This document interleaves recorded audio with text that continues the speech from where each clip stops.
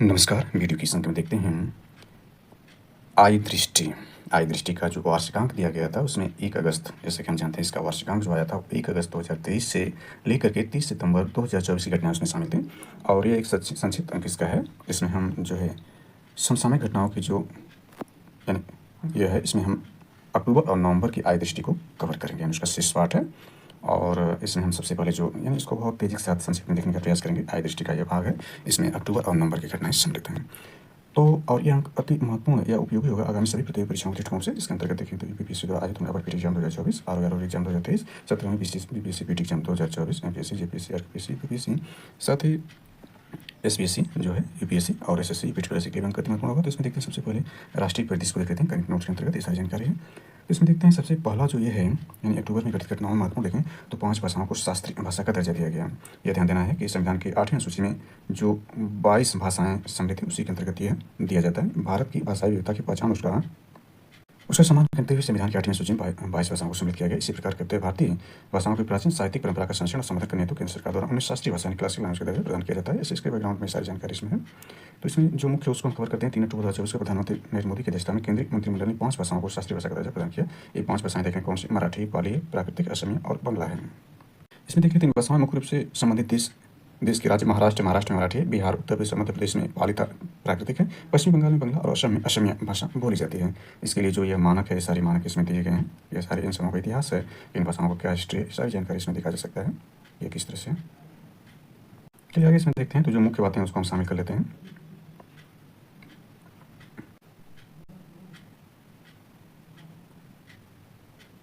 चलिए इसकी मुख्य बातों को देखते हैं। तो यहाँ पर यह है, अब 11 शास्त्रीय भाषाएं हो गई हैं, इसको देख सकते हैं यहाँ पर। 11 शास्त्रीय भाषाएं वर्तमान में हो गई हैं, इसको देखें। तो 3 अक्टूबर 2024 को केंद्रीय मंत्रिमंडल ने 5 भाषाओं को शास्त्रीय भाषा का दर्जा देने के प्रस्ताव को मंजूरी प्रदान की। इससे पूर्व 6 भारतीय भाषाओं यथा संस्कृत, तमिल, तेलुगु, कन्नड़, मलयालम और उड़ीसा को शास्त्रीय भाषा का दर्जा प्रदान किया जा चुका है। इस प्रकार देश में अब शास्त्रीय भाषाओं की संख्या 11 हुई, यानी इंपॉर्टेंट हो जाता है। इसको देख लेते हैं कि कब कब प्रदान की गई और कौन सी 11 भाषाएं शास्त्रीय भाषा का दर्जा प्राप्त किया गया है।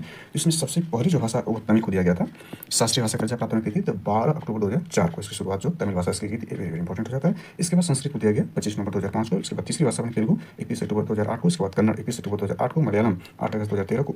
उड़िया 1 मार्च 2014 को। इसके बाद मराठी देखें, यानी 5 भाषाएं जो ये है मराठी से लेकर देखें, ये 5 भाषाएं 2024 में दी गई, यानी 3 अक्टूबर को 5 भाषाओं को जो है। इससे पूर्व देखें तो किसी एक डेट पर या मतलब सभी सेपरेट डेट पर 6 भाषाओं को उनको दिया गया था। इस बार देखें तो लगातार यानी एक ही डेट पर 5 भाषाओं को शास्त्रीय भाषा के रूप में शामिल किया, जिसमें मराठी, पाली, प्राकृतिक, असमिया और बांग्ला भाषा शामिल हैं। और शेष जो देखें 6 जो थी वो अलग अलग डेट पर थी। मतलब इसमें एक डेट में ये देखें तो 2 भाषाएं थी, यानी 31 अक्टूबर 2008 को जो है तेलुगु और कन्नड़ को शामिल किया गया था। अब देखें तो शास्त्रीय भाषा का दर्जा निर्धारित मानदंड इसके लिए क्या निर्धारित किया गया है। तो वर्ष 2004 में भारत सरकार ने पहली बार भाषाओं की एक नई श्रेणी का निर्माण किया, इसे शास्त्रीय भाषाओं के रूप में जाना जाता है। वर्ष 2024 में साहित्य अकादमी के अधीन भाषा विशेषज्ञ समिति लिंग्विस्टिक एक्सपर्ट कमेटी की सिफारिश के आधार पर शास्त्रीय भाषा का दर्जा प्रदान किए जाने के मानदंडों क्राइटेरिया में संशोधन किया गया है। संशोधित मापदंड क्या है, ये वेरी इंपॉर्टेंट होता है। इसको देखें तो संबंधित भाषा के आरंभिक पाठों यानी अर्ली टेक्स्ट की उच्च पुरातन हाई एंटी क्वालिटी यानी 1500 से 2000 वर्षों की अवधि का दर्ज इतिहास इसमें होना चाहिए। प्राचीन साहित्य पाठों का ऐसा संचित निकाय जिसे इसे बोलने वाली पीढ़ी दर पीढ़ी द्वारा मूल्यांकन विरासत माना जाता हो। इसके बाद देखें तो काव्य, शिलालेख और अभिलेखित साक्ष्य के अतिरिक्त ज्ञान से संबंधित ग्रंथ विशेष रूप से गद्य ग्रंथ होना चाहिए। शास्त्रीय भाषा और साहित्य अपने वर्तमान स्वरूप से भिन्न हो सकते हैं या अपनी शाखाओं के बाद के रूप से अलग हो सकते हैं। आगे इसमें देखते हैं शास्त्रीय भाषा को बढ़ावा देने हेतु के उपाय क्या हैं। तो संस्कृत भाषा को बढ़ावा देने के लिए केंद्रीय संस्कृत विश्वविद्यालय अधिनियम 2020 के माध्यम से निम्न 3 केंद्रीय विश्वविद्यालयों की स्थापना की गई। केंद्रीय संस्कृत विश्वविद्यालय नई दिल्ली में, श्री लाल बहादुर शास्त्री संस्कृत यानी श्री लाल बहादुर शास्त्री राष्ट्रीय संस्कृत विश्वविद्यालय नई दिल्ली में। इसके बाद राष्ट्रीय संस्कृत विश्वविद्यालय तिरुपति में। तमिल भाषा के विकास एवं संवर्धन हेतु चेन्नई में केंद्रीय शास्त्रीय तमिल संस्थान की स्थापना की गई। मैसूरू में भारतीय भाषा संस्थान यानी central institute of Indian language के तत्वाधान में शास्त्रीय कन्नड़, तेलुगु, मलयालम और उड़िया अध्ययन के लिए उत्कृष्टता केंद्र यानी सेंटर ऑफ एक्सीलेंस स्थापित किए गए। चलिए अगली खबर देखते हैं। तो अंतर्राष्ट्रीय परिदृश्य में करंट नोट्स को देखते हैं, जिसमें सबसे महत्वपूर्ण जो बनता है वो ब्रिक्स शिखर सम्मेलन है। और अभी देखें तो जो हालांकि वो आगे के अंक में इसमें अपडेट होगा कि G20 का जो 19वां शिखर सम्मेलन जो है ब्राजील में आयोजित किया गया। और ब्राजील में जो 19वां शिखर सम्मेलन ब्राजील में आयोजित किया गया G20 का, उससे पूर्व जो देखें पब्लिक सम्मेलन हुआ। तो पहले ब्रिक्स पर चर्चा कर लेते हैं। तो देखें ब्रिक्स शिखर सम्मेलन 2024। और ध्यान दें कि ब्रिक्स का यह जो सम्मेलन है 16वां ब्रिक्स शिखर सम्मेलन है और 17वां ब्राजील में होगा। देखें जो ब्राजील में G20 का 19वां शिखर सम्मेलन होगा और 17वां जो होगा नेक्स्ट ब्रिक्स सम्मेलन वो ब्राजील में ही होगा। तो आगे हम इस पर चर्चा कर लेते हैं। तो इसको सबसे पहले देख लेते हैं इसमें क्या है। तो 22 व 24 अक्टूबर 2024 के मध्य 22 व 24 अक्टूबर 2024 के मध्य कजान रूस में 16वां ब्रिक्स शिखर सम्मेलन आयोजित है। इस शिखर सम्मेलन का केंद्रीय विषय वेरी वेरी इंपॉर्टेंट हो जाता है कि न्यायपूर्ण वैश्विक विकास और सुरक्षा के लिए बहुपक्षवाद को सुदृढ़ करना, जिसका जो है थीम रहा, केंद्रीय विषय रहा। Strengthening multilateralism for just global development and security. इसमें देखें ये शिखर सम्मेलन रूस के अध्यक्षता में आयोजित हुआ 1 जनवरी 2024 को ब्रिक्स समूह का विस्तार होने के पश्चात। ध्यान देना है कि 1 जनवरी 2024 को ब्रिक्स समूह का विस्तार होने के पश्चात आयोजित होने वाला पहला ब्रिक्स शिखर सम्मेलन था। उल्लेखनीय कि 1 जनवरी 2024 को ब्रिक्स समूह में 4 नए सदस्य देश शामिल। इसमें कौन से? लेकिन मिस्र, इथियोपिया, ईरान और संयुक्त अरब अमीरात यानी यूएई शामिल हुए। इसमें ध्यान दें कि ब्रिक्स समूह में शामिल होने के लिए सऊदी अरब को भी आमंत्रित किया गया था, लेकिन अभी तक उसने निमंत्रण स्वीकार नहीं किया है। जबकि अर्जेंटीना ने राष्ट्रपति जेवियर मिले के नेतृत्व में ब्रिक्स समूह में शामिल होने के निमंत्रण को अस्वीकार कर दिया। ध्यान देना कि अर्जेंटीना ने अस्वीकार कर दिया है, सऊदी अरब ने अभी निर्णय नहीं लिया है। 4 इसमें जो है शामिल हो गए। तो आगे देखते हैं इसमें क्या है महत्वपूर्ण बनता है। ब्रिक्स शिखर सम्मेलन 2024 प्रतिभाग करने वाले ब्रिक्स देशों के नेताओं का विवरण देख लेते हैं। तो ब्राजील में देखें तो ब्राजील से लुइज इनालियो लूला दा सिल्वा राष्ट्रपति वीडियो कॉन्फ्रेंसिंग के माध्यम से प्रतिभाग किया। और रूस में देखें तो व्लादिमीर पुतिन राष्ट्रपति के रूप में प्रतिभाग किया। और भारत में देखें नरेंद्र मोदी प्रधानमंत्री के रूप में। चीन के देखें शी जिनपिंग राष्ट्रपति के रूप में। दक्षिण अफ्रीका सिरिल रामाफोसा राष्ट्रपति के रूप में। मिस्र देखें तो अब्देल फतह अल सीसी राष्ट्रपति के रूप में। इथियोपिया देखें तो अबी अहमद प्रधानमंत्री के रूप में। ईरान देखें तो मसूद पेजेशकियन राष्ट्रपति के रूप में। और यूएई का देखें तो शेख मोहम्मद बिन जायद अल नाहयान राष्ट्रपति के रूप में। तो ये जो प्रतिनिधि हैं ये इनके देख सकते हैं, इनके नाम भी पूछा जा सकता है एग्जाम में कि इसमें याद किया जा सकता है कि यह किस देश के राष्ट्रपति हैं। तो इस तरह से भी इसमें एग्जाम में बन सकता है, इसको तैयार किया जा सकता है। इसमें देखिए उपयुक्त प्रतिभागों के अतिरिक्त नाटो के सदस्य देश तुर्की ने पहली बार ब्रिक्स शिखर सम्मेलन आमंत्रित अतिथि के रूप में भाग लिया। ध्यान देना है कि तुर्की यह आमंत्रित अतिथि के रूप में भाग लिया ये पहली बार। आगे देखते हैं तो इसमें ब्रिक्स शिखर सम्मेलन 2024 में तुर्की का प्रतिनिधित्व राष्ट्रपति रेसिप ताइपियन एर्दोगन द्वारा किया गया। आमंत्रित अतिथि के रूप में संयुक्त राष्ट्र महासचिव एंटोनियो गुटेरेस ने भी ब्रिक्स शिखर सम्मेलन 2024 में भाग लिया। ध्यान देना महासचिव कौन है, इन्होंने पार्टिसिपेट किया। 24 अक्टूबर 2024 से ब्रिक्स प्लस आउटरीच प्रारूप में एक पूर्ण सत्र BRICS plus outreach plenary session का आयोजन किया गया। यह प्रारूप ब्रिक्स देशों एवं वैश्विक दक्षिण ग्लोबल साउथ की पूर्व के उनके भागीदारों के मध्य प्रत्यक्ष एवं खुले संवाद का अवसर प्रदान किया। इस वर्ष CIS यानी कॉमनवेल्थ ऑफ इंडिपेंडेंट स्टेट के नेताओं के साथ साथ कई एशियाई, अफ्रीकी, मध्य पूर्व और लैटिन अमेरिकी देशों में प्रतिनिधियों इस बैठक में भाग लिया। 16वें ब्रिक्स सम्मेलन के समापन पर कजान घोषणा पत्र यानी कजान डिक्लेरेशन जारी किया गया। इस घोषणा पत्र में 18 अगस्त को, ध्यान देना है वेरी वेरी इंपॉर्टेंट है, ब्रिक्स भूगोल विविधता दिवस यानी 18 अगस्त को क्या मनाया गया, ब्रिक्स भूगोल विविधता दिवस ब्रिक्स ज्योग्राफिकल डे के रूप में स्थापित करने का पहल का स्वागत किया। क्या ध्यान परिवार मनाया गया। 18 अगस्त 2024 को ब्रिक्स भूगोल विविधता दिवस का आयोजन किया गया था। ज्ञात है कि ब्रिक्स भूगोल विविधता दिवस एक वार्षिक पेशेवर अवकाश एनुअल प्रोफेशनल हॉलिडे है, जिसका उद्देश्य ब्रिक्स देशों के अंतर्गत भौगोलिक, ज्योग्राफिकल और भू स्थानिक विज्ञान जो स्पेटियल साइंस से संयुक्त अनुसंधान को बढ़ावा देना है। इसमें देखिए भागीदार देशों को देख लेते हैं। तो ब्रिक्स शिखर सम्मेलन 2024 का भागीदार देश पार्टनर स्टेट नामक एक नई श्रेणी न्यू कैटेगरी की स्थापना की घोषणा की गई। ध्यान देना है कि ये 2024 में इसकी स्थापना की जा रही है। भागीदार देश ब्रिक्स समूह के पूर्ण सदस्य नहीं होंगे, हालांकि ये देश ब्रिक्स के साथ सहयोग बढ़ाने और आर्थिक, सामाजिक और सांस्कृतिक विकास में योगदान करने में सक्षम होंगे। इसमें देखें तो कुल 13 देशों को ब्रिक्स समूह में भागीदार देश के रूप में शामिल किया गया, जिनमें थे Algeria, Belarus, Bolivia, Cuba, Indonesia, Kazakhstan, Malaysia, Nigeria, Thailand, तुर्की, युगांडा, उज्बेकिस्तान और वियतनाम। चलिए अगला देखते हैं। तो वर्ष 2025 में ब्रिक्स की अध्यक्षता ब्राजील को दी गई और 17वां ब्रिक्स सम्मेलन जो ब्राजील में आयोजित किया जाएगा। अभी मैं देखा क्या 19वां G20 शिखर सम्मेलन का आयोजन ब्राजील में ही आयोजित किया गया, जिसमें जो भारत के प्रधानमंत्री नरेंद्र मोदी ने पार्टिसिपेट किया था। और रूस के राष्ट्रपति और भारत के प्रधानमंत्री की यह देखें तो ब्रिक्स सम्मेलन के बाद जो है 1 महीने के अंतराल पर यह दूसरी बार मुलाकात हुई। तो आगे इसमें देखते हैं। ये देखिए ब्रिक्स सम्मेलन 2024 में देखें भारत की स्थिति को। तो 16वें ब्रिक्स शिखर सम्मेलन में भाग लेने के प्रधानमंत्री नरेंद्र मोदी ने 22-23 अक्टूबर 2024 को रूस का दौरा किया। दम्मू रवि यानी सचिव आर्थिक मामले ब्रिक्स शिखर सम्मेलन में भारत के शेरपा थे। ध्यान देना दम्मू रवि थे, ये कौन है, सचिव है आर्थिक मामले। ब्रिक्स शिखर सम्मेलन 2024 में इतर प्रधानमंत्री नरेंद्र मोदी, रूस के राष्ट्रपति व्लादिमीर पुतिन, चीन के राष्ट्रपति शी जिनपिंग और ईरान के राष्ट्रपति मसूद पेजेशकियन के साथ द्विपक्षीय बैठक में भाग लिया। प्रधानमंत्री नरेंद्र मोदी चीन के राष्ट्रपति के मध्य पिछले 5 वर्षों में आयोजित पहले औपचारिक द्विपक्षीय बैठक थी। इससे पूर्व दोनों नेताओं के मध्य वर्ष 2019 में ब्राजीलिया में आयोजित ब्रिक्स शिखर सम्मेलन के अवसर पर प्रतिनिधिमंडल स्तरीय बैठक आयोजित की गई थी। 16वें ब्रिक्स शिखर सम्मेलन के अवसर पर आयोजित ब्रिक्स प्लस आउटरीच पूर्ण सत्र में भागीदार प्रतिनिधियों के नेतृत्व केंद्रीय विदेश मंत्री एस जयशंकर ने किया। ब्रिक्स देख लेते हैं। तो यह है क्या, ब्रिक्स एक अंतर सरकारी संगठन इंटर गवर्नमेंटल ऑर्गेनाइजेशन है। इस संगठन में वर्तमान पूर्ण सदस्य के रूप में कुल 9 देश हैं, पहले 5 थे यानी ब्रिक्स, अब जो इसमें 4 और ऐड में सुपर में देखा। शामिल जो नियमित हैं ब्राजील, रूस, भारत, चीन, दक्षिण अफ्रीका, यानी ये 2009 में से ही संस्थापक सदस्य हैं। और दक्षिण अफ्रीका 2010 में, रूस में आयोजित में यह 2010 में 5वां सदस्य बना था, तब ब्रिक्स हो गया था, पहले ब्रिक्स था। और देखें 2024 में अफ्रीका, मिस्र, इथियोपिया, ईरान और यूएई जो है यह 5 और इसमें बल्कि 4 इसमें शामिल हो गए। ब्रिक्स समूह विश्व की लगभग 45% जनसंख्या का प्रतिनिधित्व करते हैं। इसमें 2 देखें तो भारत विश्व का जनसंख्या में पहला देश बन चुका है यूएन के डाटा के हिसाब से, और चीन दूसरे स्थान पर है, यानी विश्व के प्रथम और जनसंख्या के मामले में पहले दूसरे स्थान वाले देश ब्रिक्स में शामिल हैं। साथ ही इस समूह का वैश्विक जीडीपी में देखें तो 37.3% का योगदान करते हैं, यानी 1/3 से ज़्यादा का योगदान करते हैं ब्रिक्स समूह के देश। चलिए देख लेते हैं यहाँ पर एक समय देख लें नोबेल पुरस्कार 2024 के बारे में देख लें। हालांकि इस पर जो पूर्व में वीडियो बनाकर अपलोड की जा चुकी है, इस अंक में देख लेते हैं आज दृष्टि के अंतर्गत इस संक्षिप्त अंक में। तो इसमें देखिए 21 अक्टूबर 1833 को स्टॉकहोम में जन्मे स्वीडिश आविष्कारक उद्यमी अल्फ्रेड नोबेल नोबेल पुरस्कार संस्थापक हैं। 1895 में हस्तांतरित अपनी अंतिम वसीयत में अपनी मृत्यु के पश्चात शेष समस्त संपत्ति को उपयुक्त और प्रत्येक वर्ष भौतिकी विज्ञान, रसायन, चिकित्सा, साहित्य, शांति से जुड़े ऐसे व्यक्तियों को पुरस्कृत करने दिए जाते हैं 5 क्षेत्रों में। और जो आखिरी अर्थशास्त्र है उसको 1969 में शामिल किया गया था। सारे इसकी बैकग्राउंड दिया गया है, इसमें थोड़ी जानकारी करते हैं। अल्फ्रेड नोबेल की वसीयत मूल्य की करने हेतु वर्ष यानी 1900 में एक निजी संस्था के रूप में नोबेल फाउंडेशन की स्थापना की गई। और देखें इसमें ध्यान दें कि फाउंडेशन प्रकाशित भौतिकी, रसायन, चिकित्सा, साहित्य और शांति क्षेत्र का नोबेल पुरस्कार 1901 से प्रदान किए जा रहे हैं। और यह सारी जानकारी इसमें देख सकते हैं कि इसमें देखें तो अर्थशास्त्र का नोबेल पुरस्कार की स्थापना स्विस बैंक स्वीडन का केंद्रीय बैंक ने वर्ष 1968 में की। अर्थशास्त्र नोबेल पुरस्कार पहली बार 1969 में प्रदान किया गया। इसी क्रम में अक्टूबर 2024 में क्षेत्र नोबेल पुरस्कार की घोषणा की गई। चलिए आगे देखते हैं। तो अर्थशास्त्र का नोबेल पुरस्कार से शुरू करते हैं। इसमें तो 14 अक्टूबर 2024 को यह आखिरी सबसे जो पुरस्कार दिया गया उसमें 14 अक्टूबर 2024 को स्टॉकहोम स्वीडन स्थित the royal Swedish academy sciences the royal Swedish academy द्वारा अर्थशास्त्र नोबेल पुरस्कार यानी इसकी घोषणा की गई। इस वर्ष ये पुरस्कार संयुक्त रूप से देखें 3 अर्थशास्त्रियों को प्रदान किया गया। इनको नाम देख लेते हैं यहाँ पर। तो ये 3 हैं। इसमें डैरेन एस मोगलू हैं, ये मैसाचुसेट्स इंस्टीट्यूट ऑफ टेक्नोलॉजी का MIT से संबंधित है। इसके बाद दूसरे साइमन जॉनसन, ये भी MIT से संबंधित है। इसके बाद जेम्स रॉबिन्सन, इस शिकागो विश्वविद्यालय अमेरिका से, तीनों अमेरिका से संबंधित हैं, दूसरे MIT से संबंधित हैं। इनके क्षेत्र को जल्दी देख लेते हैं। तो इन तीनों शास्त्रियों का यह पुरस्कार संस्थाओं के गठन और आर्थिक समृद्धि पर उनके प्रभाव संबंधी शोध के लिए दिया जाएगा। इन शास्त्रियों के शोध के फलस्वरूप विभिन्न देशों के मध्य समृद्धि में अंतर समझने में मदद मिली है। इनके शोध ने किसी देश की समृद्धि के लिए सामाजिक संस्थाओं यानी सोशियाटिक इंस्टीट्यूट के महत्व को प्रदर्शित किया है। इसमें ध्यान दें मुख्य यह है कि साइमन जॉनसन अंतर्राष्ट्रीय मुद्रा कोष यानी IMF में मुख्य अर्थशास्त्री चीफ इकोनॉमिस्ट के रूप में कार्य कर चुके हैं। और इसमें एक और महत्वपूर्ण यह है कि उल्लेखनीय कि वर्ष 2024 की अर्थशास्त्र नोबेल पुरस्कार के लिए प्रदान की जाने वाली 11 मिलियन स्वीडिश करोड़ की धनराशि तीनों विजेताओं ने समान रूप से साझा की जाएगी। अब देख लेते हैं नोबेल शांति पुरस्कार 2024। तो 11 अक्टूबर 2024 को ओस्लो, ध्यान देना कि ओस्लो में दिया जाता है और वो स्वीडन से सारे जो 5 शीर्ष हैं वह स्वीडन से दिए जाते हैं, जबकि नॉर्वे ओस्लो से दिया जाता है शांति का पुरस्कार। तो नॉर्वे स्थित नॉर्वेजियन नोबेल कमेटी द्वारा वर्ष 2024 को नोबेल शांति पुरस्कार की घोषणा की गई। पुरस्कार देखें किसको दिया गया, निहोन हिंडाक्यो नामक एक जापानी संगठन को दिया जाएगा।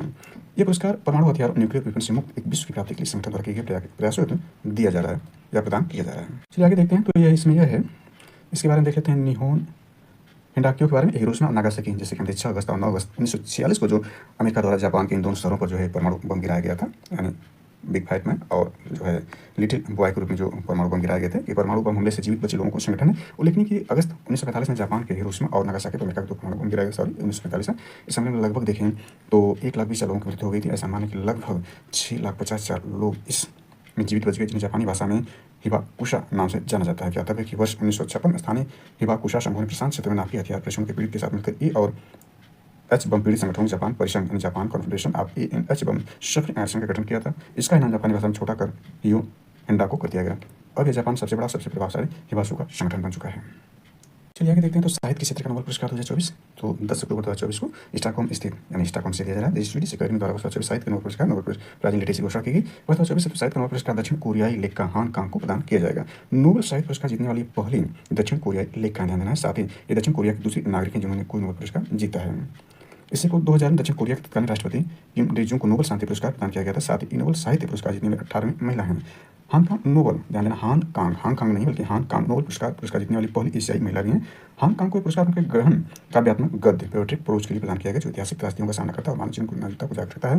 हांगकांग को अंतर्राष्ट्रीय स्तर पर उनके उपन्यास दी वेजिटेरियन के लिए जाना जाता है। यह उपन्यास सितंबर 2007 में कोरियाई भाषा में प्रकाशित किया गया था। वर्ष 2015 में इस उपन्यास का अंग्रेजी में अनुवाद डेबोरा स्मिथ द्वारा किया गया था। The vegetarian quintessential Booker prize 2016 सम्मानित किया गया था। हांगकांग द्वारा रचित अन्य उपन्यासों में देखें तो यह है Greek lessons, human acts, we do not वाट, द व्हाइट बुक शामिल हैं। चलिए आगे देखते हैं। तो यह है रसायन विज्ञान का नोबेल पुरस्कार देख लेते हैं। तो इसमें यह है 9 अक्टूबर 2024 को स्टॉकहोम यानी स्टॉकहोम से सारी जानकारी इसमें देखिए। देखें जिन 3 वैज्ञानिकों के पुरस्कार इसमें 3 लोग शामिल हैं, उनका नाम जल्दी से देख लेते हैं। तो यह है डेविड बेकर है, ये वाशिंगटन विश्वविद्यालय अमेरिका था। Harvard euros medical institute America से संबंधित है। डेमिस हसाबिस हैं, ये Google deep mind London UK से संबंधित हैं। जॉन एम जंपर हैं, Google deep mind London UK से संबंधित हैं। ये पुरस्कार के तहत यानी इस पुरस्कार तहत यही है 11 मिलियन स्वीडिश की कुल राशि। ध्यान दें कि इसका आधा हिस्सा डेविड बेकर को, यानी जो डेविड बेकर हैं पहले हैं ज़्यादा हिस्सा ले जाएंगे, आधे में ये लोग यानी 1/4 और 1/4 इनको मिलेगा। इससे सारा हिस्सा डेमिस हवाइस और जॉन जंपर को संयुक्त रूप से प्रदान किया जाएगा। इसके बाद इन लोग को देख लेते हैं डेविड बेकर का कार्य इसमें क्या है। ये कार्य इसमें है तो इसमें इन तीनों वैज्ञानिकों ने क्या किया इसको देखें। इन तीनों वैज्ञानिकों ने कंप्यूटिंग और कृत्रिम बुद्धिमत्ता आर्टिफिशियल इंटेलिजेंस के माध्यम से प्रोटीन की रस्सियों को उजागर करने में सफलता प्राप्त की है। वर्ष 2024 से तो रसायन विज्ञान नोबेल पुरस्कार 2 अलग अलग खोजों को मान्यता प्रदान करता है। हालांकि ये दोनों खोज एक दूसरे से निकटता संबंध में। और इसमें यह है देखें डेविड बेकर को देखें तो कम्युनिकेशन प्रोटीन डिजाइन के लिए ये सारी जानकारी इसमें है। और डेनिस हबाबिस अफजान जम्पर का कार्य देख लेते हैं। तो इन दोनों का कार्य जो है, डेनिस हबाबिस अफजान मंकर को प्रोटीन संरचना की भविष्यवाणी, प्रोटीन स्ट्रक्चर प्रेडिक्शन के लिए वर्ष 2024 के रसायन विज्ञान नोबेल पुरस्कार सम्मानित किया जा रहा है और ये सारी जानकारी इसमें दिखा सकते हैं। चलिए आगे देखते हैं। तो इसमें देख लेते हैं प्रोटीन के बारे में थोड़ी जानकारी एक्स्ट्रा है। देखें, कोशिकाएं सेल्स जल, कार्बनिक आयनों और कार्बनिक मतलब कार्बनिक अणु से बनी होती हैं। जल कोशिकाओं में सबसे प्रचुर मात्रा में पाया जाने वाला अणु मॉलिक्यूल है। इसके बाद इम्नो एसिड का स्थान है। प्रोटीन का निर्माण इम्नो अम्लों द्वारा ही होता है। प्रोटीन आमतौर पर 20 विभिन्न इम्नो अम्लों से मिलकर बना होता है। यूके के अनुसंधानकर्ताओं जॉन कैंड्रू और मैक्स बेरूट्स ने एक्सरे क्रिस्टलोग्राफी नामक विधि के उपयोग करके प्रोटीन का पहला त्रिविम मॉडल प्रस्तुत किया था। उनकी इस खोज के उन्हें वर्ष 1962 का रसायन क्षेत्र के नोबेल पुरस्कार प्रदान किया गया था। अब देख लेते हैं फिजिक्स का नोबेल पुरस्कार। तो भौतिकी विज्ञान का नोबेल पुरस्कार 2024 8 अक्टूबर 2024 को स्टॉकहोम यानी उसी से दिया गया। सारी जानकारी इसमें दी गई है। इसमें देखते हैं ये क्या है। ये पुरस्कार संयुक्त रूप से जिन दो व्यक्ति, इसमें दो लोग शामिल हैं, उनको देखते हैं कौन कौन लोग। यानी इन दो व्यक्तियों में पहले जॉन जे हाफील्ड हैं, ये प्रिंसटन विश्वविद्यालय में सम्मानित थे। जोफ्री ई हिंटन है और ये टोरंटो विश्वविद्यालय कनाडा सम्मानित हैं। इन वैज्ञानिकों को पुरस्कार कृत्रिम तंत्रिका पर ध्यान देना है। ANN आर्टिफिशियल न्यूरल नेटवर्क को साथ ही मशीन लर्निंग, ये मशीन लर्निंग है, यानी मशीन लर्निंग के सक्षम बनाने मौलिक खोजों आविष्कार को प्रदान किया जाएगा। इसके बाद इसमें देख सकते हैं यहाँ पर कृत्रिम तंत्रिका तंत्र नेटवर्क को देख लेते हैं। तो कृत्रिम तंत्रिका तंत्र नेटवर्क यानी ANN एक प्रकार की कंप्यूटर संरचना जो मानव मस्तिष्क की कार्यप्रणाली के मॉडल पदार्थ है। ANN का निर्माण इकाइयों के समूह द्वारा होता है जिन्हें नोड्स कहा जाता है। जिस प्रकार मानव मस्तिष्क में न्यूरॉन्स आपस में अंतर संबंध होते हैं, उसी प्रकार ANN में नोड्स एक दूसरे से जुड़े होते हैं। ये नोड्स एक दूसरे से डाटा का हस्तांतरण करते हैं। ठीक उस प्रकार जैसे मस्तिष्क में न्यूरॉन एक दूसरे को विद्युत संकेत इलेक्ट्रिकल इंपल्स भेजते हैं। कृत्रिम तंत्रिका नेटवर्क का उद्देश्य कंप्यूटर को सीखने और समान मानव निर्णय लेने में सक्षम बनाना है। इन समूह कार्य को देखा जा सकता है कि इनके कार्य क्या है, इसमें दिया गया है। चलिए आगे देखते हैं। तो ये है यानी ACM-AM ट्यूनिंग अवार्ड को देख लेते हैं। तो ये देखें, जोफ्री हिंटन वर्ष 2018 में ACM-AM ट्यूनिंग अवार्ड के विजेताओं में शामिल थे। उल्लेखनीय कि इस अवार्ड का प्राय कंप्यूटिंग के नोबेल पुरस्कार नोबेल प्राइज इन कंप्यूटर में सम्मानित किया था। इस अवार्ड का नामकरण ब्रिटिश गणितज्ञ एलन एम ट्यूरिंग के नाम पर रखा गया है। अगला देखें, जो छठा पुरस्कार है, जो कि सबसे पहले इसी घोषणा की गई थी 7 अक्टूबर को। तो चिकित्सा विज्ञान का नोबेल पुरस्कार 2024 देख लेते हैं। 7 अक्टूबर 2024 को यानी वही संस्था देखें, the Nobel assembly and Karolinska institute Sweden द्वारा वर्ष 2024 से चिकित्सा विज्ञान क्षेत्र नोबेल पुरस्कार यानी नोबेल प्राइज इन फिजियोलॉजी और मेडिसिन यह पुरस्कार संयुक्त रूप से जिन दो वैज्ञानिक, इसमें दो वैज्ञानिक शामिल हैं, को दिया जाएगा। देखते हैं दो वैज्ञानिक कौन है। एक है विक्टर एम्ब्रोस अमेरिका के हैं और गैरी रुकुन भी अमेरिका के हैं। दोनों वैज्ञानिक इसमें उन्हें यह पुरस्कार देखें तो माइक्रो आरएनए खोज और पोस्ट ट्रांसक्रिप्शन जीन नियमन, पोस्ट ट्रांसक्रिप्शन जीन रेगुलेशन की भूमिका के लिए प्रदान किया। क्षेत्र को देखें, वर्ष 1993 में इन दोनों वैज्ञानिकों ने छोटे आरएनए अणुओं के एक नए वर्ग न्यू क्लास की खोज, जिसे माइक्रो आरएनए कहा जाता है। ये जीन नियमन यानी जीन रेगुलेशन महत्वपूर्ण भूमिका निभाता है। यहाँ पर थोड़ा सा देख लेते हैं आरएनए के बारे में। तो ये आरएनए अनुसंधान हेतु नोबेल पुरस्कार वर्ष 2024 में 5वां अवसर है जब नोबेल पुरस्कार आरएनए अनुसंधान के लिए प्रदान किया गया। इससे पूर्व आरएनए अनुसंधान के लिए प्रदान किए गए नोबेल पुरस्कारों का इस प्रकार है। वर्ष 2023 में चिकित्सा विज्ञान का देखें, यानी इससे पूर्व वाला वर्ष 2023 में चिकित्सा विज्ञान माइक्रो आरएनए टीकों के विकास में योगदान था। वर्ष 2006 में देखें चिकित्सा विज्ञान आरएनए इंटरफेस की खोज के लिए था। वर्ष 1989 रसायन विज्ञान जो था आरएनए के उत्प्रेरक गुणों कैटेलिटिक प्रॉपर्टीज खोज के दिया गया था। और वर्ष 1965 में चिकित्सा का जो यह नोबेल प्राइज दिया गया था माइक्रो आरएनए की खोज के दिया गया था।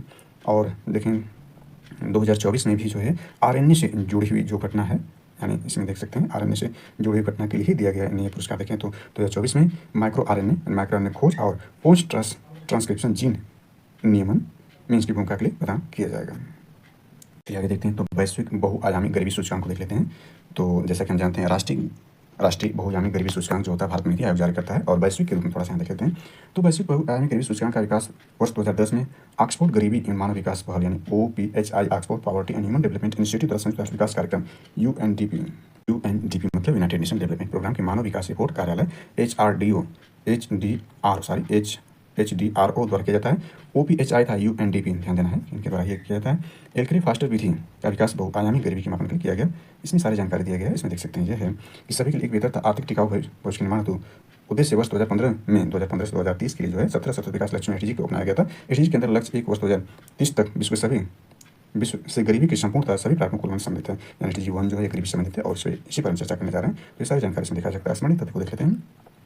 7 अक्टूबर 2024 को संयुक्त राष्ट्र विकास कार्यक्रम यानी UNDP और ऑक्सफोर्ड गरीबी एवं मापन विकास पहल यानी OPHI देखें तो यह जारी किया 17 अक्टूबर को। इसका केंद्रीय विषय देख लेते हैं, संघर्ष के मध्य गरीबी, पॉवर्टी इमाइड कन्फ्लिक्ट।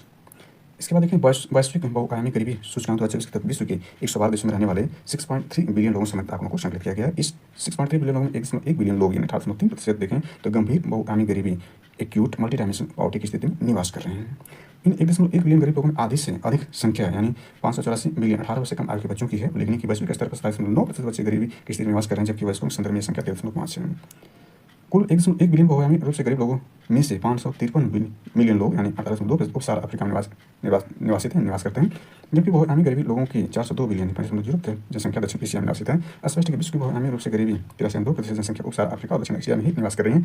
बहुआयामी गरीबों में 23.7% जनसंख्या ग्रामीण क्षेत्रों में निवास करती है। इस रिपोर्ट के अनुसार संघर्ष कॉन्फ्लिक्ट से प्रभावित देशों में गरीबी दर उन देशों की तुलना में लगभग 3 गुना दिखी है जो संघर्ष से प्रभावित नहीं है। लगभग 40% बहुआयामी रूप में गरीब लोग 455 मिलियन ऐसे देशों में निवास कर रहे हैं जो युद्ध, अस्थिरता या कम शांति की स्थापना कर रहे हैं, या जहाँ कम शांति है या अशांति। आगे देखते हैं तो वैश्विक MPI यानी मल्टी डायमेंशनल पॉवर्टी इंडेक्स देखें 2024 गरीबों की सर्वाधिक संख्या वाले शीर्ष 5 देश को देखें तो भारत संख्या के मामले में भारत सबसे ज़्यादा गरीब यहाँ है। बहुआयामी गरीबों की संख्या मिलियन देखें तो भारत में 234 मिलियन लोग बहुआयामी गरीबी में पाए गए। इसके बाद दूसरे स्थान भारत का पड़ोसी देश पाकिस्तान है। इसके बाद इथोपिया देखें, तीसरे स्थान नाइजीरिया जो है ये चौथे स्थान पर। इसके बाद कांगो और लोकतांत्रिक गणराज्य 5वें स्थान पर है। नोट में देखें संयुक्त रूप से इन 5 देशों में बहुआयामी गरीबी के रूप में 1.1 बिलियन लोगों की लगभग आधी संख्या 18.1% निवास करते हैं। कुल देखें 1.1 बिलियन जो बहुआयामी गरीबी में से लगभग आधी संख्या इन्हीं 5 देश जो है निवास कर रही है। वैश्विक बहुआयामी गरीबी सूचकांक की संरचना देख लेते हैं किस तरह बनाई जाती है। MPI प्रत्येक व्यक्ति वंचनाओं डिप्रीविएशन के 3 आयाम विभक्त 10 संख्या के माध्यम से गणना करता है जो निम्न में है। इसमें देख सकते हैं कि कौन सी है। इसमें जो मॉडल बनाया गरीबी की 3 आयाम था उनके संकेतक देख सकते हैं, यानी 3 आयाम कौन है। पहला देखें तो यह है स्वास्थ्य, इसका भारांश 1/3 है। शिक्षा, इसका भारांश 1/3 है। जीवन स्तर, इसका भारांश 1/3 है। तो स्वास्थ्य को देखें तो स्वास्थ्य जो है 2 भागों में बांटा गया है। स्वास्थ्य को 2 भागों में बांटा गया जिसमें पोषण का भाग 1/6 है, यानी इसमें देखें जो पोषण है वो 1/6 भाग है और SDG 2 से संबंधित पोषण है। अब बाल मृत्यु दर इसका भी वेटेज देखें तो 1/6 और SDG 3 में संबंधित है। SDG संबंधित जो महत्वपूर्ण जानकारी वो पूर्व के अंक में अपलोड की जा चुकी है, वहाँ से आप देख सकते हैं कि जो SDG संबंधी जानकारी है वह दी जा चुकी है। वह जो है इन्वायरमेंटल और इकोलॉजी में विस्तृत रूप से इसकी व्याख्या की गई है, वहाँ पूर्व के अंक में है, उसका विस्तार से बढ़ाने इसको आप देख सकते हैं। इसके बाद तीसरा जो इसका भाग है, तीसरा जो आयाम है संकेतक है शिक्षा, इसमें देखें स्कूल शिक्षा के वर्ष 1/6 वेटेज इसका भी SDG 4 संबंधित है। स्कूल में समयावधि इसका वेटेज 1/6 है और SDG 4 से भी संबंधित है। इसके बाद जीवन स्तर देखें तो यह काफ़ी जो इसका जो विभाजन है यह देखें कई भागों में है। जीवन स्तर में देखें तो 1, 2, 3, 4, 5, 6 भागों में डिवाइड है। ईंधन 1/8वां वेटेज SDG 7 से है। स्वच्छता 1/18वां भाग यानी 1/18वां ये भी है SDG 6 में है। शुद्ध पेयजल 1/18वां वेटेज इसका SDG 6 में है। विद्युत 1/18वां भाग SDG 7 में है। घर 1/18वां भाग है वेटेज SDG 11 संबंधित। और संपत्ति यानी गरीबी उन्मूलन संबंधित संपत्ति का भी 1/18वां भाग है और यह SDG 1 से संबंधित है। SDG 1 जो गरीबी उन्मूलन संबंधित है, इसी की व्याख्या इसी SDG 1 पर ही है। इसको उन्मूलन करना है 2030 तक। आगे देखते हैं भारत की स्थिति। भारत में बहुआयामी गरीबी कमी लाने को लेकर सफलता प्राप्त की है, इसको देख सकते हैं यहाँ पर।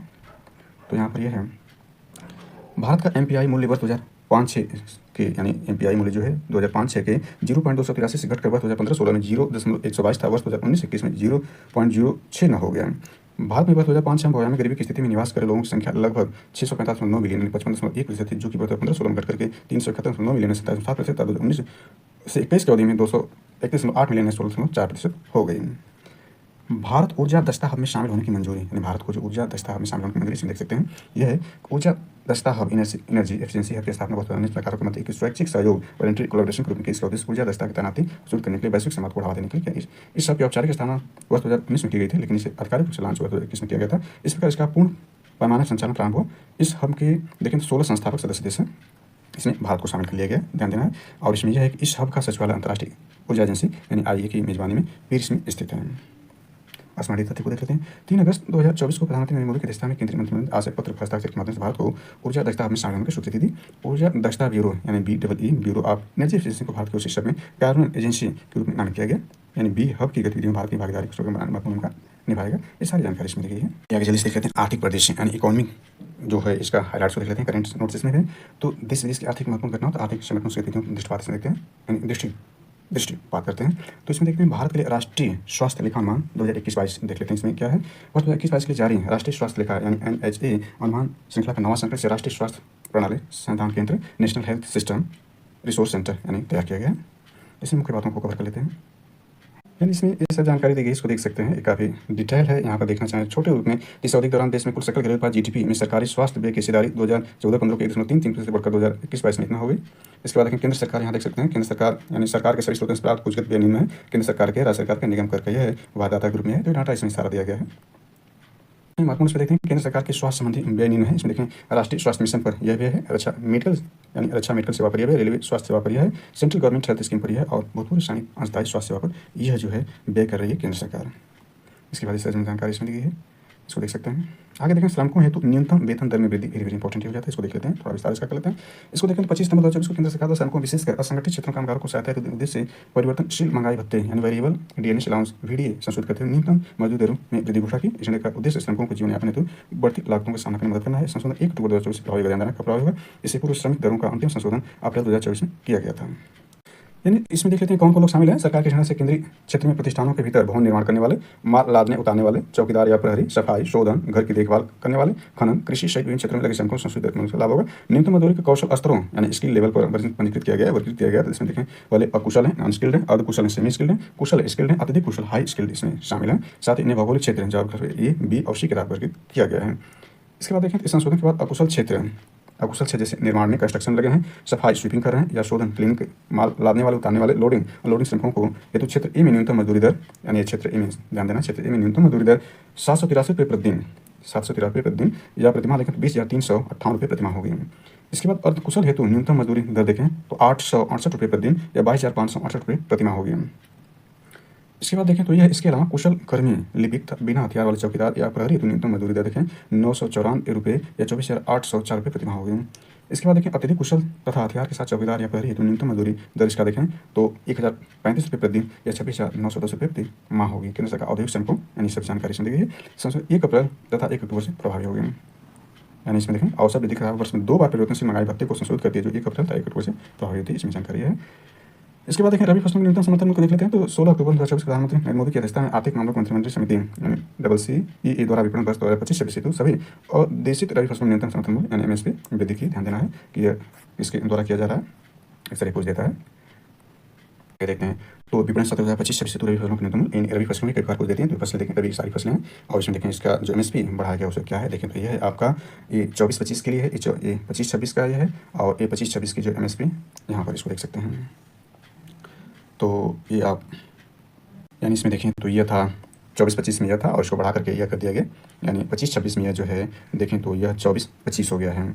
24-25 का मतलब ये हुआ कि 24-25 यह है और पूर्व में जो था 22-75 था, इसको हटा देते हैं तो 0 हो जाएगा, यहाँ 12-5 हो जाएगा और 1 यानी 150 वृद्धि की गई है। हालांकि इसको यहाँ पर दे देना चाहिए लेकिन इसमें देखें गेहूँ में 150 वृद्धि, वैसे ही आप माइनस करके इसको देख सकते हैं। यह 1980 1850 है यानी इसमें देखें 50 जोड़ देंगे 19 हो जाएगा और 80 यानी 130 की वृद्धि जौ में की गई, 150 वृद्धि गेहूँ की गई थी। ऐसे ही यह है यानी यह लेटेस्ट है और यह पूर्व वर्ष की है, इसको देख सकते हैं।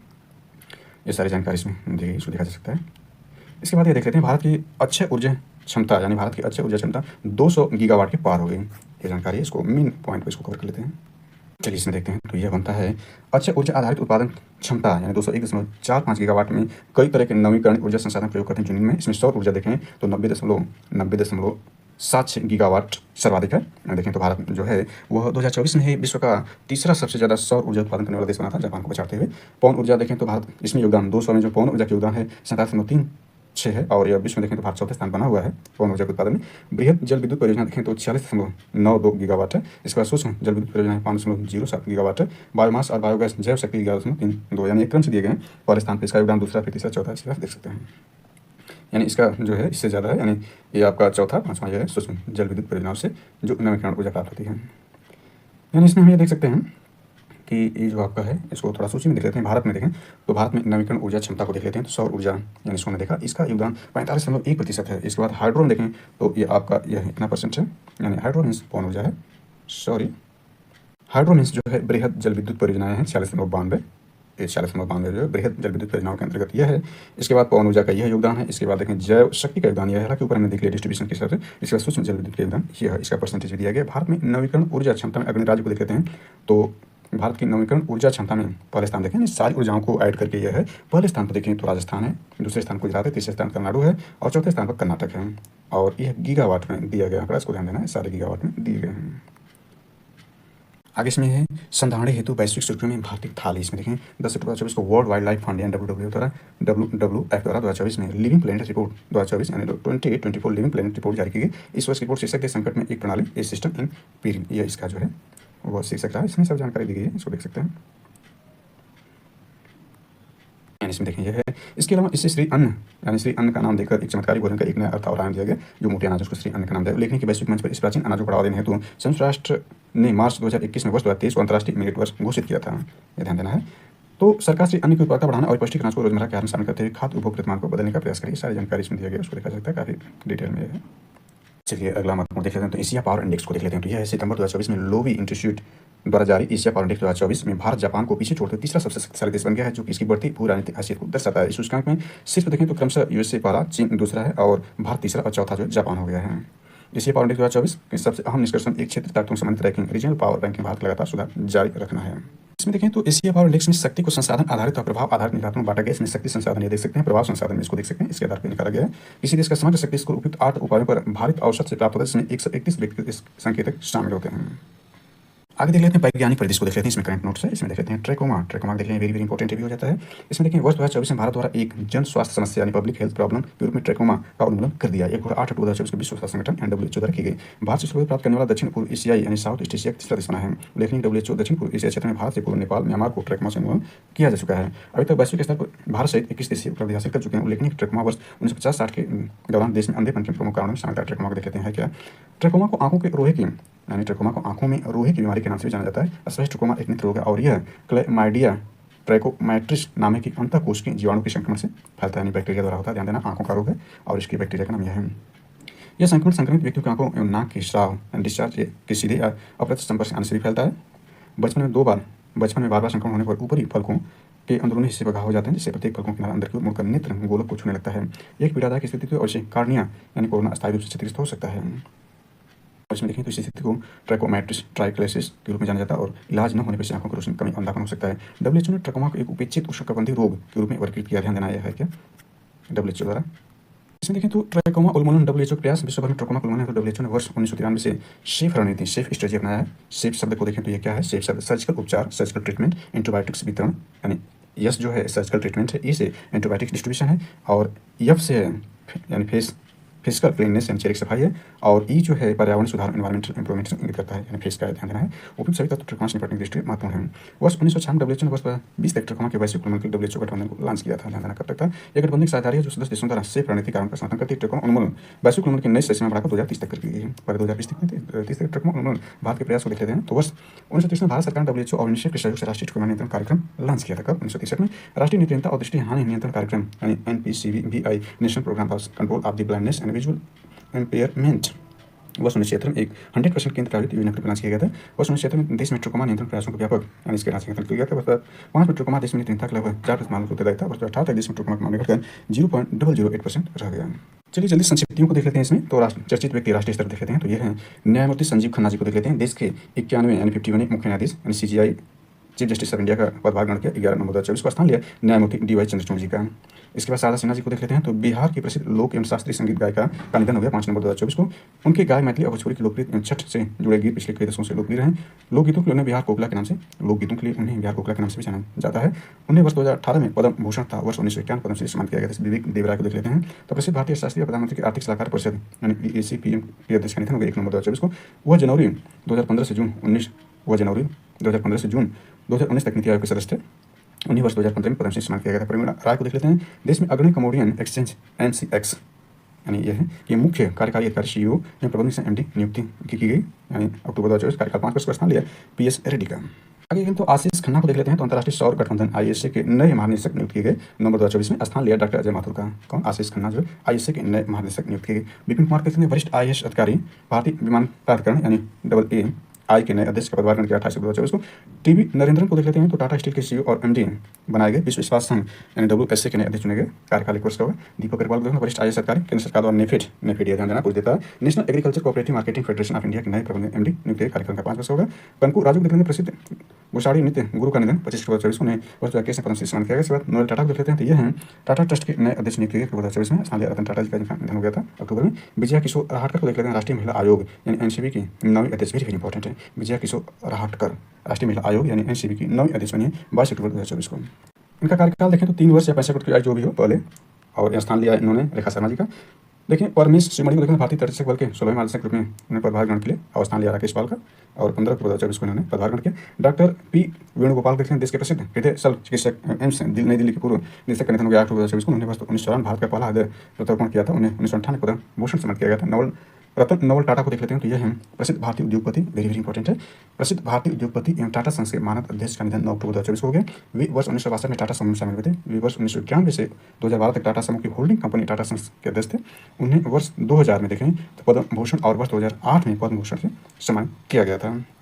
मोहना सिंह को देखें तो यह भारतीय वायुसेना की स्क्वाड्रन लीडर के पद पर कार्यरत महिला पायलट है। तेजस फाइटर स्क्वाड्रन में शामिल होने वाले भारत की पहली महिला पायलट ने ध्यान देना। तेजस फाइटर स्क्वाड्रन में भारतीय पहली महिला हो गई शामिल होने वाली। श्रीमती पंपा अमल को देखें तो यह तमिलनाडु की जैविक खेती बढ़ावा देने वाली महिला कृषक का निधन हो गया 27 सितंबर 2024 को। उन्हें वर्ष 2021 में पद्मश्री से सम्मानित किया गया था। इसके बाद देखते हैं तो यह भी इंपॉर्टेंट डॉक्टर हरिणी अमर सूर्या देख लेते हैं। तो श्रीलंका के प्रधानमंत्री बनी 24 अक्टूबर 2024 को। वह श्री माओ भंडारनायके और चंद्रिका कुमार तुंगा के बाद श्रीलंका की तीसरी महिला प्रधानमंत्री बनी है। अनुराग कुमार दिशा नायक को देखें श्रीलंका के राष्ट्रपति बने 23 सितंबर 2024 को। स्थान लिया रानी विक्रम के संजय समझौता को देख लेते हैं। सी डॉट और CSIR केंद्रीय इलेक्ट्रॉनिक अभियांत्रिकी संस्थान वैज्ञानिक में समझौता हुआ है, इसको देख सकते हैं। दोनों के मध्य 2G 3G 4G 5G band को लेकर कवर करने वाले एकल ब्रांडी एंटीना के ट्यूबनेस इंप्रेस्ड यानी समूह समझौता किया। सी डॉट IIT रुड़की में समझौता हुआ है, इसको देख सकते हैं। भारत सरकार एशियाई विकास बैंक ADB के समझौता हुआ है, देख सकते हैं किसके लिए। इसमें देखें तो यह दोनों द्वारा उत्तराखंड राज्य की जलापूर्ति स्वच्छता गतिशीलता और अन्य सेवाओं के स्तर सुधार हेतु $200 मिलियन के ऋण समझौता हस्ताक्षर किया नवंबर 2024 में। इसके बाद देखें इंडो कजान संयुक्त उद्यमी कंपनी यानी यह है, इसके बीच हुआ व्यक्तिगत वित्त पोषण बढ़ावा देने का समझौता। इस सारी जानकारी इसमें दी गई है। आगे देखें तो भारत कोलंबिया के मध्य समझौता हुआ, इसको देख सकते हैं। दोनों देशों में फिल्म सह निर्माण और सांस्कृतिक संबंध बढ़ावा देने तो ऑडियो विजुअल सह निर्माण समझौता हस्ताक्षर कब यहाँ देख सकते हैं। और कोलंबिया भारत के साथ ऑडियो विजुअल सह निर्माण समझौता हस्ताक्षर करता 17वां देश बना है। कौशल विकास और उद्यमशीलता मंत्रालय मेटा के मध्य साझेदारी इसमें देख सकते हैं। यह है कि दोनों के मध्य कृत्रिम बुद्धिमत्ता AI के सहयोग और राष्ट्रीय कौशल प्रशिक्षण संस्थान में 5 उत्कृष्टता केंद्र स्थापित करने की साझेदारी 14 अक्टूबर 2024 को। इस साझेदारी के तहत 5 उत्कृष्टता केंद्र हैदराबाद, बेंगलुरु, जोधपुर, चेन्नई, कानपुर में स्थापित किए जाएंगे। राष्ट्रीय कौशल विकास निगम को देख सकते हैं। ये जानकारी इसमें भारतीय आयुर्वेद संस्थान यानी सब जानकारी इसमें सीमा पार विद्युत इत्यादि की जानकारी इसमें दी गई है। आगे सब जानकारी इसमें दी गई है, ये सब दिखा सकते हैं। योजना परियोजना देखें तो PM Vidya Lakshmi very very important, इसको देख लेते हैं। PM विद्या लक्ष्मी योजना केंद्रीय मंत्रिमंडल द्वारा केंद्रीय क्षेत्र की इस नई योजना को मंजूरी दी गई 6 नवंबर 2024 को। यह योजना ध्यान दें, योजना मेधावी विद्यार्थियों को वित्तीय सहायता प्रदान करने के उद्देश्य शुरू की गई, जिसमें वे बिना वित्तीय बाधा की शिक्षा प्राप्त कर सकते हैं। इस योजना के तहत भारत सरकार उच्च शिक्षा के लिए देखें तो 7.5 लाख रुपए तक के ऋण पर 75% की गारंटी प्रदान करेगी। 8 लाख रुपए वार्षिक आय वाले परिवारों के विद्यार्थियों को 10 लाख रुपए तक के ऋण का अधिस्थापन अवधि के दौरान 3% की छूट प्रदत्त होगी। प्रतिवर्ष 1 लाख विद्यार्थियों को ब्याज छूट सहायता प्रदान की जाएगी। इस योजना के दायरे में देश के प्रमुख 860 उच्च शिक्षा संस्थान 22 लाख से अधिक विद्यार्थी शामिल होंगे। दीपम 2.0 योजना देख लेते हैं। तो आंध्र प्रदेश के मुख्यमंत्री चंद्रबाबू नायडू द्वारा श्रीकाकुलम जिले के एडुपुरम में इस योजना का शुभारंभ किया 1 नवंबर 2024 को। इस योजना के तहत राज्य सरकार पात्र लाभार्थियों को प्रतिवर्ष 3 मुफ्त गैस सिलेंडर देगी। यानी दीपम 2.0 योजना क्या आंध्र प्रदेश की ध्यान देना है और मुफ्त गैस सिलेंडर से संबंधित है। अगला देखते हैं मुख्यमंत्री तीर्थ दर्शन योजना। ये छत्तीसगढ़ की योजना। छत्तीसगढ़ मंत्रिमंडल द्वारा इस योजना को पुनः शुरू करने का निर्णय लिया 28 फरवरी 2024 को। इस योजना में राज्य के 60 वर्ष से अधिक आयु के व्यक्ति, दिव्यांग, विधवा प्रतियोगिता शामिल होंगे। इसमें अगला देखें तो first in the world challenge पहल देखते हैं तो भारतीय आयुर्विज्ञान संस्थान परिषद CSIR द्वारा इस नई पहल का उद्देश्य घोषणा की गई नवंबर 2024 में। उद्देश्य इसके देखे जाते हैं। तो इसके बाद राष्ट्रव्यापी डिजिटल जीवन प्रमाण पत्र अभियान 3.2 इसको देख सकते हैं। इसके बाद यह है महामारी निधि योजना, ये सारी जानकारी इसमें दी गई। अमेजन फ्यूचर इंजीनियर प्रोग्राम, ये भी जानकारी इसमें दी गई है। इसके बाद तीसरा वन स्टॉप सॉल्यूशन को भी इसमें जानकारी दी गई है। देखें ये वेरी वेरी इंपॉर्टेंट है। वसुंधरा 3.2 असम के मुख्यमंत्री हिमंत बिस्वा शर्मा द्वारा श्रीमंत शंकरदेव कला क्षेत्र गुवाहाटी में इस मिशन का शुभारंभ 20 अक्टूबर 2024 किया गया। यह पहल असम के स्वदेशी समुदायों को औपचारिक भूमि अधिकार प्रदान करने के लिए शुरू की गई, जिसमें उनके भूमि स्वामित्व सुरक्षा और पहचान सुनिश्चित की गई। नौथान छात्रवृत्ति योजना ये झारखंड सरकार की योजना है, इसमें देख सकते हैं सब। राष्ट्रीय विद्युत योजना को इसको देख सकते हैं, इसमें जानकारी है। समर्थ को देख सकते हैं। समर्थ योजना यह है, योजना है क्या ये देखें। समर्थ वस्त्र क्षेत्र में क्षमता निर्माण योजना समर्थ का विस्तार किया गया, इसमें ये सारी जानकारी है। देख लेते हैं मुख्यमंत्री दुग्ध उत्पादन संबल योजना देखते हैं, राजस्थान की है। PM सूर्य घर योजना के तहत नवाचार परियोजना के लिए योजना निर्देश दिए गए हैं। हम सफल नीति भी देखें, यहाँ पर यह जानकारी है।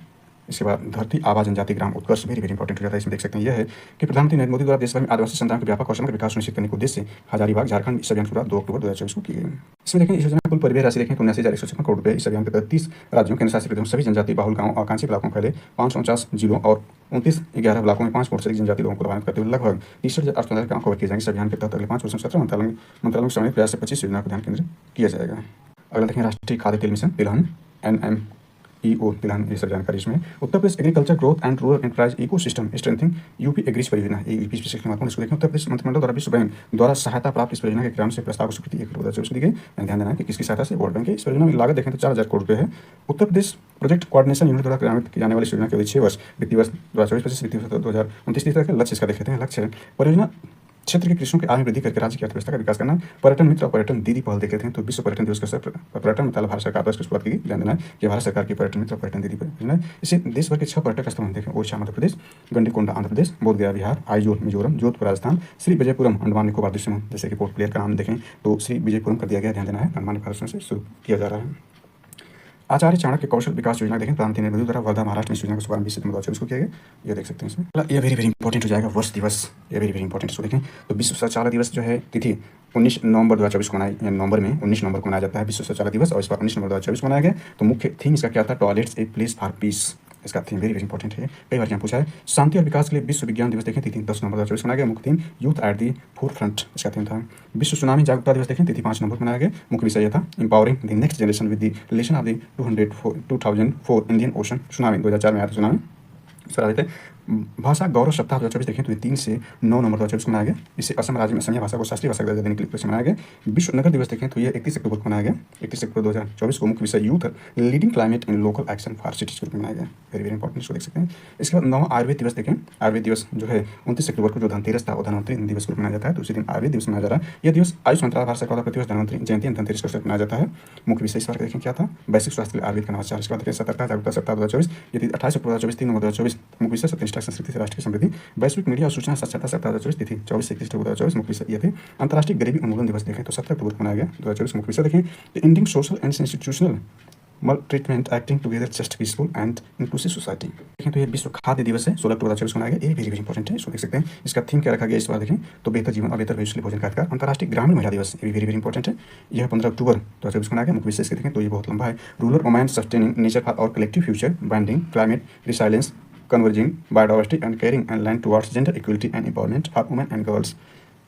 स्तन कैंसर जागरूकता माह देखें 2024 में तिथि 1 से पूरा अक्टूबर महीना मनाया गया। 1 अक्टूबर से 31 अक्टूबर 2024 मुख्य विषय no one should face breast cancer alone. अंतर्राष्ट्रीय आपदा जोखिम न्यूनीकरण दिवस देखें 13 अक्टूबर 2024 मनाया। मुख्य विषय empowering the next generation for a resilient future. विश्व मानक दिवस देखें 14 अक्टूबर मनाया गया। मुख्य विषय shared vision for the better world spotlight of SDG 9। SDG 9 जो है वह जो इससे रिलेटिव है। विश्व दृष्टि दिवस देखें 10 अक्टूबर 2024 मनाया गया। मुख्य विषय चिल्ड्रेन लव योर आइज। अंतर्राष्ट्रीय बालिका दिवस 11 अक्टूबर को मनाया गया। थीम इसका गर्ल्स विजन फॉर फ्यूचर है। विश्व मानसिक स्वास्थ्य दिवस देखें 10 अक्टूबर को ही मनाया गया। 10 अक्टूबर को मनाया गया। मुख्य विषय कार्यस्थल मानसिक स्वास्थ्य। विश्व डाक दिवस 9 अक्टूबर 2024 को मनाया गया। मुख्य विषय 150 years of enabling communication and empowering people across nation. अंतर्राष्ट्रीय बधिर लोगों का सप्ताह 2024 जो है 23 से 29 सितंबर 2024 मनाया गया। मुख्य विषय sign of the sign language rights. विश्व सेरेब्रल पाल्सी दिवस को देख लेते हैं, ये जो मनाया गया 6 अक्टूबर 2024 को। मुख्य विषय हैज यूनिकिसी CP। विश्व पर्यावरण दिवस 7 अक्टूबर 2024 को। ये दिवस प्रतिवर्ष अक्टूबर माह के प्रथम सोमवार को मनाया जाता है। मुख्य विषय बेहतर शहरी भविष्य बनाने के लिए युवाओं को शामिल करना। विश्व शिक्षक दिवस 5 अक्टूबर 2024 को। मुख्य विषय valuing teacher voice toward a new social contract और एजुकेशन। विश्व अंतरिक्ष सप्ताह 2024 तिथि 4 से 10 अक्टूबर 2024 मुख्य विषय अंतरिक्ष जलवायु परिवर्तन। अंतर्राष्ट्रीय वृद्धजन दिवस 1 अक्टूबर 2024 मुख्य विषय ageing with dignity the importance of strengthening care and support system for older person world wide. राष्ट्रीय स्वैच्छिक रक्तदान दिवस देखें 1 अक्टूबर को मनाया गया। स्लोगन दान के विश्व पूर्ण होने का जश्न रक्तदाताओं को धन्यवाद। अंतर्राष्ट्रीय अनुवाद दिवस देखें 30 सितंबर 2024 इसका मुख्य विषय था। विश्व हृदय दिवस देखें 29 सितंबर 2024 को। मुख्य विषय यूज हर्ट फॉर एक्शन। विश्व रेबीज दिवस 28 सितंबर 2024 को। मुख्य विषय ब्रेकिंग रेबीज बाउंड्री। विश्व नदी दिवस 24 सितंबर 2024। ये प्रतिवर्ष देखें सितंबर माह के चौथे रविवार को मनाया जाता है विश्व नदी दिवस। अगला इसमें देखें तो विश्व पर्यावरण स्वास्थ्य दिवस देखें 26 सितंबर 2024 उसका मुख्य विषय। विश्व पर्यटन दिवस देखें तो 27 सितंबर 2024 को। मुख्य विषय पर्यटन और शांति। विश्व समुद्री दिवस देखें 26 सितंबर 2024 को। उसका मुख्य विषय है navigating the future safety first. अन्य वर्ष दिवस को देखें तो विश्व डायबिटीज दिवस देखें तो यह 14 नवंबर 2024 को मनाया गया। राष्ट्रीय एकता दिवस देखें तो 31 अक्टूबर 2024 को मनाया गया। विश्व स्ट्रोक दिवस आघात दिवस 29 अक्टूबर 2024 को मनाया गया। अंतर्राष्ट्रीय एनिमेशन दिवस 28 अक्टूबर 2024 को। विश्व श्रव्य दृश्य विरासत दिवस 27 अक्टूबर 2024 को। निरसीकरण सप्ताह 24 से 30 अक्टूबर 2024 को। संयुक्त राष्ट्र दिवस देखें 24 अक्टूबर 2024 को। विश्व पोलियो दिवस 24 अक्टूबर 2024 को। और विश्व विकास सूचना दिवस 24 अक्टूबर 2024 को। कर्मयोगी सप्ताह राष्ट्रीय शिक्षण सप्ताह 2024 19 से 25 अक्टूबर 2024 को। अंतर्राष्ट्रीय अभिधम दिवस 17 अक्टूबर 2024 को। ग्लोबल हैंड वॉशिंग डे 15 अक्टूबर 2024 को। विश्व आयोडीन विकार निवारण दिवस 31 अक्टूबर 2024 को। पुलिस स्मृति दिवस 31 अक्टूबर 2024 को। विश्व विद्यार्थी दिवस 15 अक्टूबर 2024 को। 17वां वन्यजीव सप्ताह 2 से 8 अक्टूबर 2024 को। विश्व पशु दिवस 4 अक्टूबर 2024 को।